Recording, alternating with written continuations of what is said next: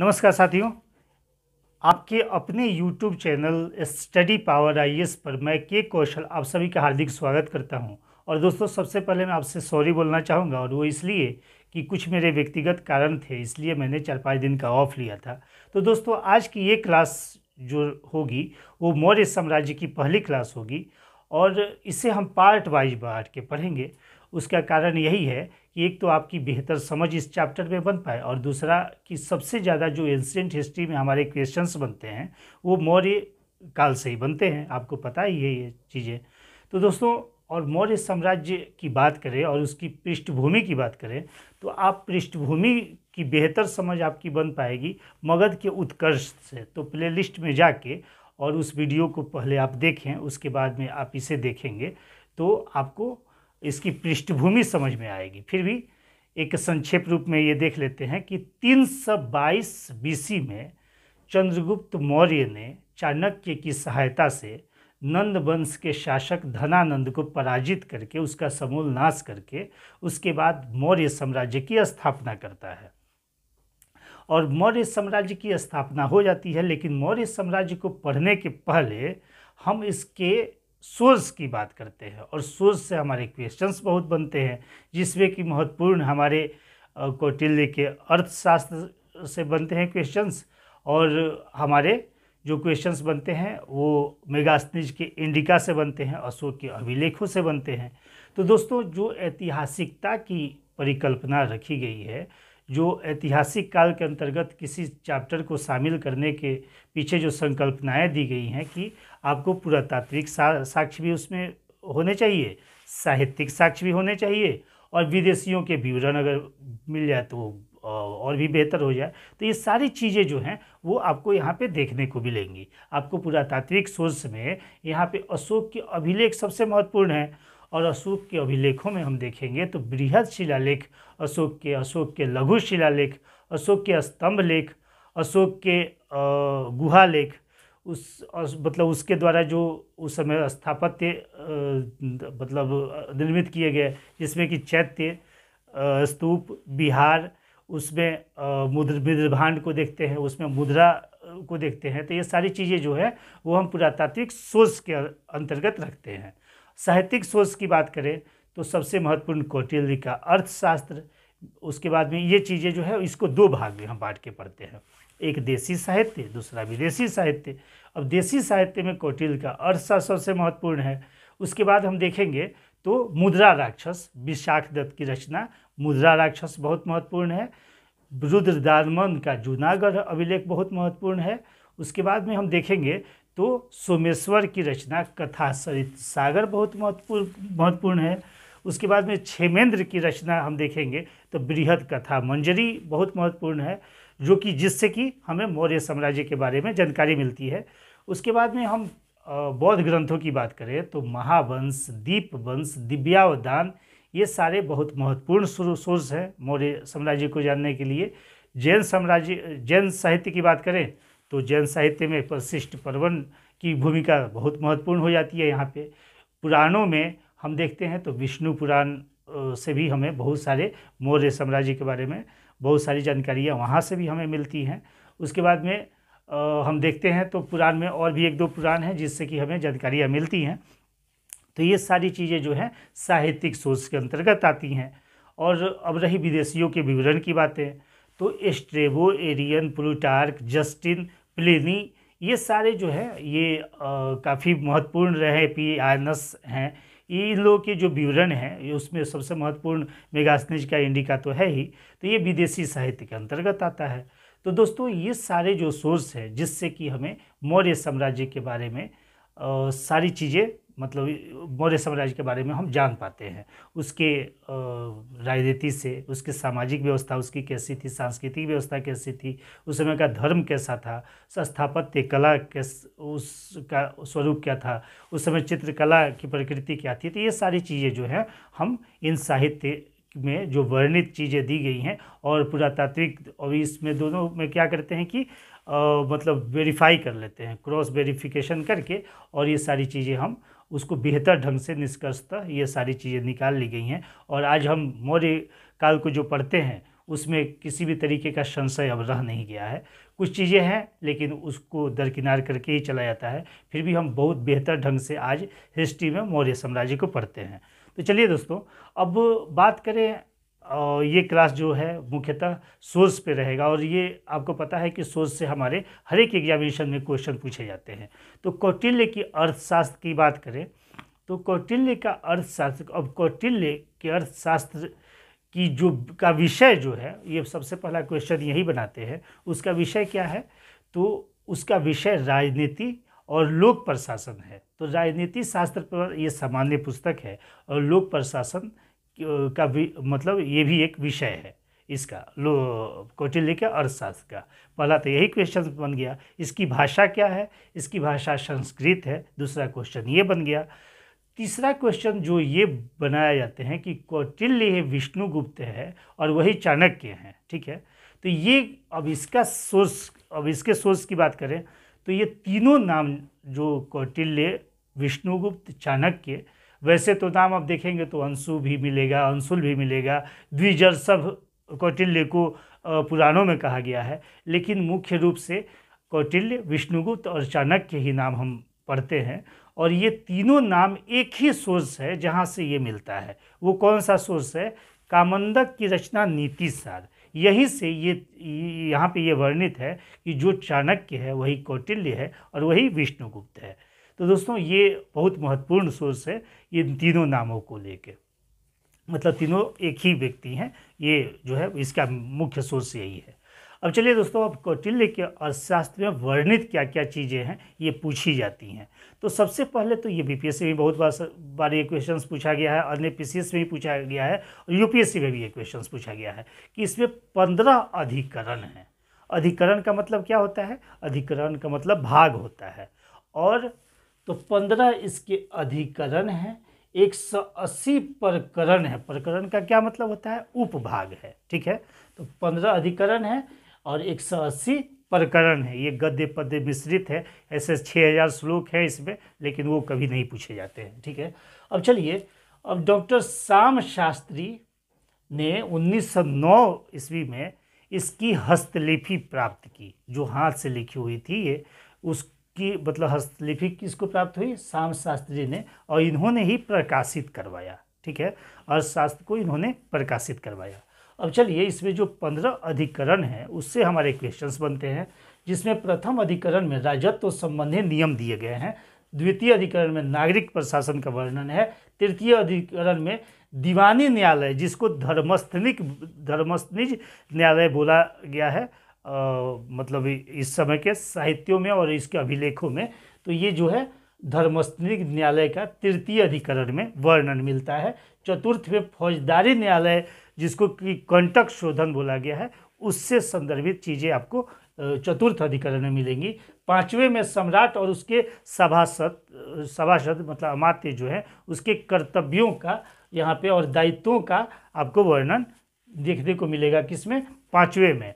अंतिम 9 जो अधिकरण हैं उसमें आप देखेंगे तो विदेश नीति से संदर्भित चर्चाएं वहाँ मिलेंगी, सैन्य अभियान कैसा होना चाहिए, विजय के लिए रणनीति क्या होनी चाहिए, शत्रु देश में आप कैसे फेमस हो सकते हैं मतलब प्रसिद्धि पा सकते हैं, तो वो सारी चीज़ें जो है साम दाम दंड भेद वाली जो स्थिति है, सारी चीज़ें जो है आपके अंतिम जो 9 अधिकरण है उसमें मिलेंगे। अब दोस्तों, यहाँ पे कौटिल्य ने शूद्र को आर्य में शामिल किया। तो आर्य में शूद्रों को शामिल किया, उसका कारण यही था कि चूँकि बड़ी एक सेना बनानी थी। आपने देखा कि प्लूटार्क जस्टिन ये कहता है कि 6 लाख सेना को लेके और चंद्रगुप्त मौर्य ने पूरे जम्बू द्वीप को रौंद डाला।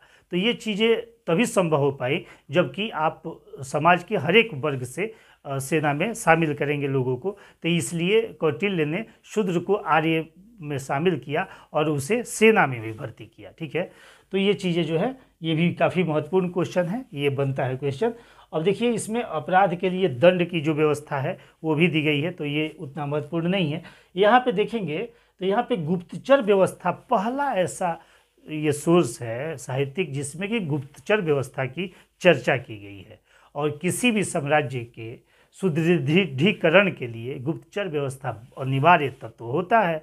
तो ये जो है गुप्तचर व्यवस्था यहाँ पे है, जिसको कि महासर्प महामात्य सर्प उसके मतलब प्रधान को बोला गया है। ठीक है, उसमें आप देखेंगे, अब आगे हम पढ़ेंगे गूढ़ संस्था संचरा, ये सारे जो है वो आपको मतलब आएंगे रूप गुप्तचर व्यवस्था के। अब चलिए दोस्तों, इसमें जो है तीर्थ, अब तीर्थ क्या है, अमात्य जो उसके अधिकारी है वो तीर्थ कहे जाते थे। ये 18 तीर्थों की इसमें चर्चा है। इसमें भू राजस्व कितना होना चाहिए ये भी चर्चा है, और ये पूरे एंशियंट काल में लगभग यही रहा, 1/6 मतलब 1/6 भाग आपको भू राजस्व के रूप में देना होगा। ठीक है, तो ये चीज़ें आपको अर्थशास्त्र में वर्णित हैं। इसमें दास के 9 प्रकार बताए गए हैं। ठीक है, अहिर्तक दास मतलब अस्थाई दास, अस्थाई दास जिसमें कि अहिर्तक बोला गया, अस्थाई को, तो ये सारी चीज़ें भी हम पढ़ेंगे प्रशासन जब पढ़ रहे होंगे तो ये चीज़ें जो है यहीं पे दी गई हैं। उसके बाद आप देखेंगे तो यहाँ पे कलिंग और अंग में हाथी मतलब ज़्यादा फेमस थे, जहाँ से हाथी मंगाए जाते, चूँकि ये अपने सेना में हाथियों को शामिल किया था इन लोगों ने, और ये जो है बहुत महत्वपूर्ण यही हो गया था इन लोगों के लिए। चंद्रगुप्त मौर्य ने हाथी का जो मतलब शामिल किया सेना में, उससे जो है इनके विजय में काफ़ी सहायता मिली है। तो हाथी जो कहाँ का, कलिंग का और अंग का, ये भी क्वेश्चंस बनाए जाते हैं। काशी का सूती वस्त्र, इसमें ये चीज़ें दी गई है कि काशी का सूती वस्त्र फेमस था। उसके बाद नेपाल का कंबल, आज भी नेपाल का कंबल फेमस ही है। तो ये चीज़ें जो है नेपाल से कंबल मंगाए जाते थे। कम्बोज का घोड़ा जो उपयोग किए जाते थे, वो कम्बोज का घोड़ा सबसे ज़्यादा मतलब उस समय ब्रीड के रूप में सबसे सर्वोच्च ब्रीड माना जाता था। तो ये सारी चीज़ें इसमें वर्णित हैं। अब इसमें देखिए दोस्तों, राज्य के सप्तांग सिद्धांत का वर्णन इसमें किया गया है, और ये भी क्वेश्चंस बन जाया करता है। तो जो सप्तांग सिद्धांत है उसमें राजा सबसे सर्वप्रमुख है, और मतलब ये राज्य का सिर राजा को बताया गया है। ये राज्य का जो सर है वो राजा है। जनपद को बताया गया है, राज्य की जो जंघाएं हैं वो जनपद है। ठीक है, उसमें अमात्य जो उसके अधिकारीगण हैं वो आँखें हैं, राज्य की आँखें हैं अमात्य। दुर्ग क्या है, तो राज्य की बाह है दुर्ग। कोष क्या है, ठीक है, राजकोष जो होता है वो मुख है राज्य का। कौटिल्य के अर्थशास्त्र में ये वर्णित है। दंड क्या मतलब, सेना क्या है, तो ये मस्तिष्क है राज्य की। और मित्र क्या है, तो ये कान है राज्य के। ठीक है, तो ये सारी चीज़ें जो है ये अर्थशास्त्र में वर्णित हैं। अब आइए मेगास्थनीज की इंडिका की बात करते हैं। तो अब मेगास्थनीज की इंडिका, सबसे पहले ये समझे कि मेगास्थनीज सेल्यूकस निकेटर का राजदूत था, जो चंद्रगुप्त मौर्य के दरबार में आया था, और ये 304 BC में आया, 299 BC में यहाँ से गया था। तो ये चंद्रगुप्त मौर्य के कालखंड में ये रहा। तो ये मूल रूप से, अब देखिए, अब ये क्या है ना कि मूल रूप में ये अवेलेबल नहीं है, लेकिन इसके दृष्टांत स्ट्रेबो ने, एरियन ने, प्लिनी ने, ये सारे जस्टिन ने, ये सारे इसी के मतलब इसी में जो चीज़ें वर्णित थी इंडिका में, उसी को लेके और इन लोगों ने अपने साहित्य में इसको जगह दिया। तो ये मूल रूप में नहीं है, लेकिन इसके दृष्टांत मिलते हैं इन लोगों के विवरण में। ठीक है, तो चलिए, अब स्ट्रेबो, प्लूटार्क, ये सारी चीज़ हमने बताई। जो अब डॉक्टर स्वानवेग जो हैं, इन्होंने ही 1846 ईस्वी में सर्वप्रथम इसको प्रकाशित करवाया। किसने, डॉक्टर स्वानवेग। ये स्वानवेग, डॉक्टर स्वानवेग ने 1846 में सबसे पहले इसको प्रकाशित करवाया। किसे, ये मेगास्थनीज के इंडिका को, मतलब इनके विवरणों को लेके, और ये चीज़ें बताई गई कि मेगास्थनीज ने ऐसी ही मतलब ऐसे वर्णन किए थे इंडिका में। ऐसे तो आप देखेंगे एरियन की भी रचना बताई जाती है कि मतलब इंडिका है, लेकिन वो अलग है। ये मतलब मेगास्थनीज के इंडिका ही यही महत्वपूर्ण है। अब चलिए दोस्तों, अब यहाँ पे एक क्वेश्चन और बनाए जाते हैं। 1891 में मैक्रिंडल महोदय ने इसका अंग्रेजी में अनुवाद किया। तो ये जो है मेगास्थनीज के इंडिका का अंग्रेजी में अनुवाद किसने किया, मैक्रिंडल ने 1891 में। ये भी क्वेश्चंस बनता है। अब चलिए, इसमें सबसे पहले तो ये जाने कि चंद्रगुप्त मौर्य को सेंड्रोकोटस बोला गया है। अब सेंड्रोकोटस की बात करें तो सेंड्रोकोटस किसने किसने बोला है, तो स्ट्रेबो ने भी बोला है, जस्टिन ने भी बोला है। इसमें ये सारे लोग सेंड्रोकोटस बोलते हैं, और ये मेगास्थनीज भी बोलते हैं सेंड्रोकोटस, चंद्रगुप्त मौर्य को। और ये किसने, अब अंगरक्षक के रूप, अंगरक्षक रखता था महिलाओं को चंद्रगुप्त मौर्य, इसकी चर्चा ये मतलब मेगास्थनीज के इंडिका में भी दी गई हैं और स्ट्रेबो भी ये चर्चा करता है। तो स्ट्रेबो चूँकि यहीं से उसने लिए हैं, तो स्ट्रेबो ने भी ये बताया कि चंद्रगुप्त मौर्य की जो अंगरक्षक सेनाएं थी उसमें महिलाएं शामिल की जाती थी। अब चलिए, पाटलिपुत्र के नगर के प्रशासन का वर्णन करता है। पेलिम्ब्रोथा कहता है, पहले तो ये पाटलिपुत्र को पेलिम्ब्रोथा कहता है और इसके नगर प्रशासन का मुख्य चर्चा वही करता है। और ये कहता है कि इसके जो नगर प्रशासन चलाए जाते थे वो 6 समितियों के द्वारा चलाए जाते थे, जिसमें 5-5 सदस्य हुआ करते थे। कुल कितने हुए? 6-5 30 सदस्य से ये जो है यहाँ पे नगर प्रशासन चलाए जाते थे। अब ये देखिए, पेलिम्ब्रोथा को ये कहता है कि पूर्वी भारत का सबसे बड़ा नगर है और ये जो है यहाँ पे ये कहता है कि जो इसके राजमहल है, चंद्रगुप्त मौर्य के जो राजमहल हैं, वो सूसा और एकबतना के राजमहलों से भी बहुत ही अद्भुत है, मतलब अप्रतिम है, उसकी कोई तुलना ही नहीं है। ठीक है, तो ये चीज़ें जो है ये मतलब मेगास्थनीज ही बोलता है। अब चलिए दोस्तों, अब ये चीज़ें हो गई समितियों से। अब भूराजस्व की बात करें तो 1/6 बताया था। देखिए, एक मिनट, अब भूराजस्व की बात करें तो 1/4 बताता है मेगास्थनीज। ठीक है, ये भूराजस्व कितना है? 1/4 है। ये है किसके द्वारा? मेगास्थनीज के द्वारा। 1/6 किसने बताया? कौटिल्य ने अपने अर्थशास्त्र में बताया। तो ये क्वेश्चंस बहुत महत्वपूर्ण हो जाता है दोस्तों। ये जो है क्वेश्चंस बनते हैं कि किसने कितने भूराजस्व बताए। ठीक है, चलिए, अब ये भी हो गया। अब इसने 7 जातियों की चर्चा की है, जिसमें कि दार्शनिक, कृषक, पशुपालक, कारीगर, योद्धा, निरीक्षक और मंत्री। ये जो है 7 ही जातियाँ बताता है। हालांकि ऐसी बात नहीं है, मतलब 7 जातियाँ नहीं, ये भ्रामक है मतलब विवरण, लेकिन फिर भी ये क्वेश्चंस बना करते हैं कि ये 7 जातियों की चर्चा करता है। कौन? मेगास्थनीज करता है। ठीक है, अब चलिए, अब इसने 118 जनजातियों की चर्चा की है। ये चीज़ें भी काफ़ी महत्वपूर्ण है। ये 7 जातियाँ 118 जनजातियों की चर्चा करता है और 58 नदियों की चर्चा करता है। ये अपने इंडिका में 58 नदियाँ भी ये चर्चा करता है। ठीक है, तो दोस्तों ये चूँकि बहुत सोर्स से ये चीज़ें लाई जाती हैं आपके पास, तो दोस्तों मतलब मैं ये कहना चाहूँगा कि अब देखिए, हम लोगों का क्या है कि मोटिवेशन यही है कि आप हमें सपोर्ट करें, लाइक करें, शेयर करें, इसे सब्सक्राइब करें। दोस्तों बहुत मेहनत से हम लोग ये सारी चीज़ें लेके आते हैं आपके सामने, और ये कोशिश रहती है हम लोग की कि इस क्लास को करने के बाद ना आपको किसी बुक्स को पढ़ने की आवश्यकता रह जाए और ना मतलब कहीं और क्लास करने की आवश्यकता रहे। बस एक काम आप करते रहिएगा कि घटनाचक्र के क्वेश्चंस को आप बनाते रहिएगा, तो आपकी तैयारी संपूर्ण हो जाएगी इस चैप्टर में। फिर आपको अन्य किसी भी जगह से कुछ करने की आवश्यकता नहीं रहेगी। एनसीईआरटी तो खैर हम लोगों ने बेस ही रखा है और इसे बहुत मतलब काफ़ी एडवांस स्टेज पे भी जो भी क्वेश्चंस बन पाते हैं, तो ये सारे क्वेश्चंस हम यहाँ पे डील करवाया करते हैं हम लोग। ठीक है दोस्तों, चलिए, तो अब ये देखिए 58 नदियों की इसमें चर्चा आपको देखने को मिलेगी। उसके बाद में ये कहता है कि दास व्यवस्था नहीं थी यहाँ पे। हाँ, आपने देखा कि कौटिल्य कहता है कि 9 प्रकार के दास हुआ करते थे, अहिर तक भी उसमें थे जो अस्थायी औरत थे। तो ये सारी चीज़ें भ्रामक चीज़ें हैं, लेकिन फिर भी ऐसे क्वेश्चंस बनते हैं कि मेगास्थनीज के अनुसार दास व्यवस्था उस समय थी या नहीं थी। तो ये बोलता है कि नहीं थी।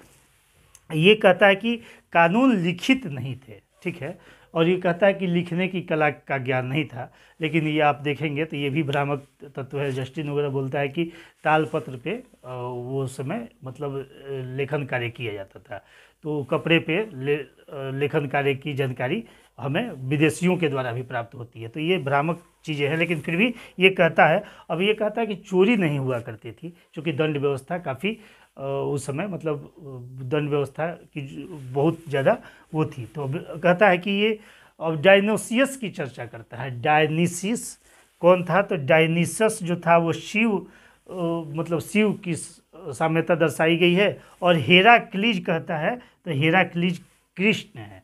तो ये भी क्वेश्चंस बना हुआ है कि हेराक्ली जो अपने साहित्य में ये बोलता है मेगास्थनीज, वो उसकी साम्यता किससे लगाई गई है, तो कृष्ण से लगाई गई है। ठीक है। अब ये कहता है कि चावल बहुत ही यहाँ पे फेमस था, मतलब चावल जो था वो मतलब ये यूज किया करते थे। मदिरा में, मतलब मदिरा का जो उपयोग किया जाता था वो यज्ञ में किया जाता था, ये मेगास्थनीज कहता है। यहाँ पे कहता है कि सती प्रथा नहीं थी, हालांकि ये सभी जगह पे ही आपको चीज़ें मिलेंगी, ये सती प्रथा का प्रचलन अभी नहीं है यहाँ पे।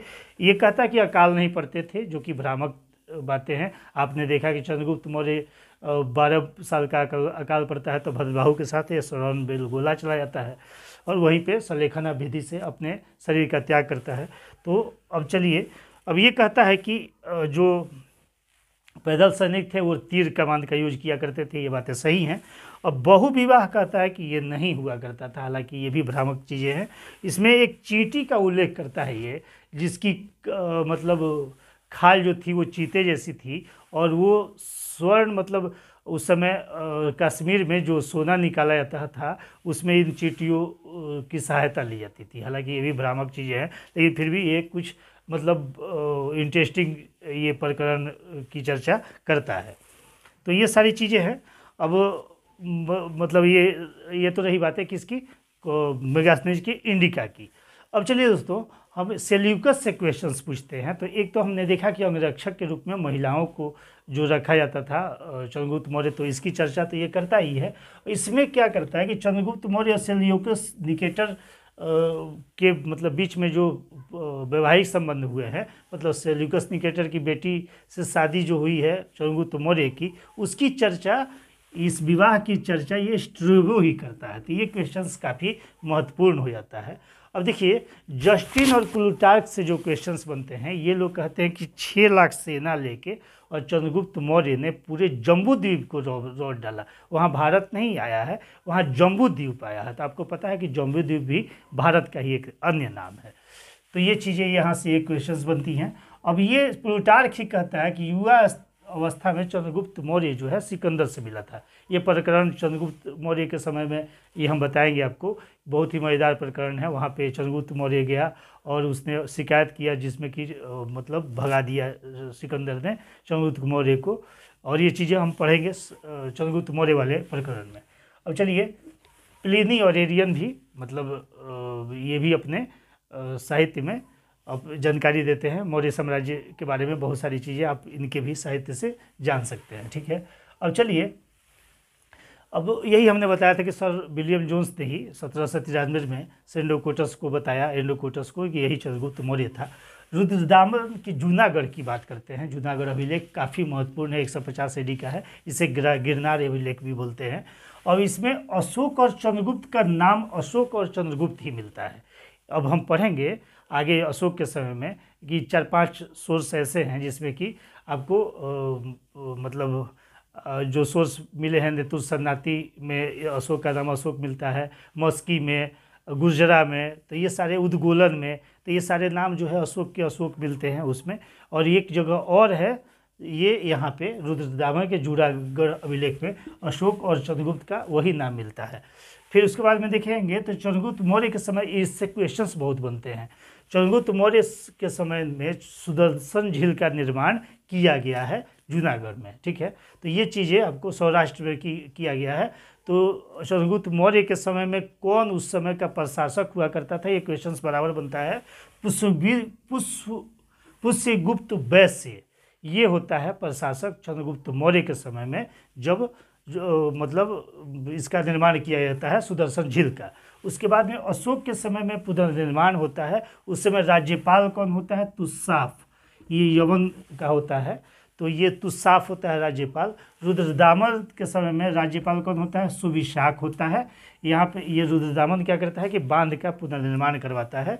उसके बाद में आप देखेंगे स्कंदगुप्त के समय राज्यपाल कौन होता है, पर्णदत्त होता है। तो ये क्वेश्चंस बराबर बना करते हैं कि किसके समय में कौन वहाँ पे राज्यपाल या प्रशासक रहा है।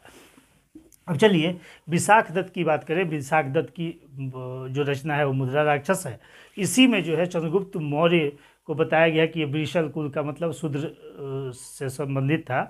और ये जो है इसकी आरंभिक जीवन की बातें आपको यहीं पे मिलती हैं विशाखदत्त के मुद्रा राक्षस में। ढूंढी राज ने इस पे टीका लिखा, ये भी काफ़ी महत्वपूर्ण सोर्स है मौर्य साम्राज्य को जानने के लिए। उसके बाद यही बताता है कि नंद राज का पुत्र है चंद्रगुप्त। ऐसा माना जाता है कि चंद्रगुप्त मौर्य जो है वो शूद्र, ऐसे पुराणों में वर्णित है कि सभी जगह सभी पुराण में आप देखेंगे तो ये शूद्र जाति वृषल कुल का बताया जाएगा, लेकिन आप यही बौद्ध ग्रंथों और जैन ग्रंथों में जाएंगे तो क्षत्रिय बताया गया है चंद्रगुप्त मौर्य को। तो ये चीज़ें खैर मेंस के स्तर पे ये चीज़ें लिखने में आती हैं। अब क्षेमेंद्र की बृहद कथा मंजरी है, ये भी बताते हैं चंद्रगुप्त मौर्य नंदवंश कथा। सोमदेव भी बताते हैं कथा सागर में कि ये जो है नंदवंश कथा। जैन ग्रंथ परिशिष्ट परिवहन में हमने बताया है कि ये क्षत्रिय था, ये बताया गया है जैन ग्रंथों में। महावंश, दीपवंश, इस सब में बताया गया है कि अब कौटिल्य द्वारा धनानंद का नाश का जो चर्चा है ये भी एक क्वेश्चन है। महावंश में इसकी चर्चा है कि कौटिल्य ने धनानंद का नाश किया, ये जो है महावंश में चर्चा है। और इसके बाद में ये है कि चंद्रगुप्त मौर्य को मतलब चंद्रगुप्त मौर्य को चाणक्य ने जम्बूद्वीप का शासक बनाया, ये चीज़ें बौद्ध ग्रंथों में ही है। अब मेगास्थनीज 6 समितियों की जो चर्चा करता है उससे भी क्वेश्चन जल्दी देख लेते हैं। अब इसमें नगर जो प्रमुख होता था, नगर पर का जो प्रमुख अधिकारी होता था उसको एस्ट्रोनोमोई बोला करते थे, और जिले का जो प्रमुख अधिकारी होता था उसको एग्रोनोमोई बोला करते थे। ये भी क्वेश्चंस बनते हैं, हालांकि प्रशासन में ये चीज़ें हम पढ़ेंगे। अब समितियाँ की बात हम कर रहे थे, 6 जो समितियाँ थी उसमें पहली जो समिति थी वो शिल्प कला से संबंधित समिति थी, दूसरी विदेश समिति थी, तीसरी जो है जनसंख्या समिति थी। ये क्वेश्चंस बराबर, ये जनसंख्या वाले क्वेश्चंस बराबर पूछे जाते हैं और विदेश वाले। तो दूसरी समिति विदेश समिति थी, तीसरी जनसंख्या समिति थी, चौथी जो थी वो उद्योग व्यापार समिति थी, पाँचवीं थी वस्तु निरीक्षक समिति थी, और कर निरीक्षक छठी थी। ठीक है दोस्तों, तो ये रही सोर्स की बातें। अब इससे क्वेश्चंस हमारे बनते हैं। तो दोस्तों आज की जो क्लास है वो सोर्स से संदर्भित रही। अगली जो क्लास होगी वो मतलब शासकों से जो क्वेश्चंस हमारे बनाए जाते हैं, चंद्रगुप्त मौर्य, बिंदुसार, अशोक, ये सारे जो है, उसके बाद लास्ट शासक बृहद्रथ। तो इसमें जो जो मुख्य क्वेश्चंस बनते हैं वो हम देखेंगे। तब तक के लिए मैं आपसे विदा लेना चाहूँगा। Thank you so much. जय हिंद, जय भारत।